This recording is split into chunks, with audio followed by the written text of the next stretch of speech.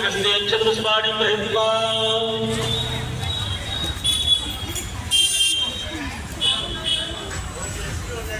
ॐ गणपतये नमः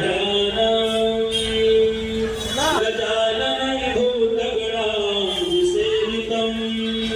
पतिच्छलम्बो फलचारुभक्षणम्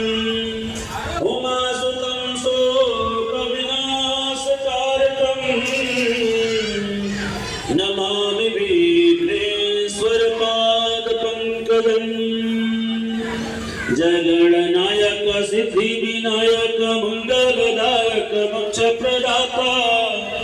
हो तुम ही सबके सुखदायक कष्ट हरो हे भाग्य विधाता रिद्धि व सिद्धि के स्वामी तुम ही हो पिता शुभ लाभ के हो भवदाता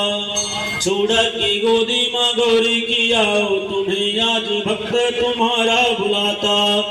गंगणपतये नमः ध्यानं समर्पयामि ध्यानार्थे अक्षतपुष्पाणि समर्पयामि नमस्करोमि पुनः हस्ते अक्षतपुष्पाणि गृहीत्वा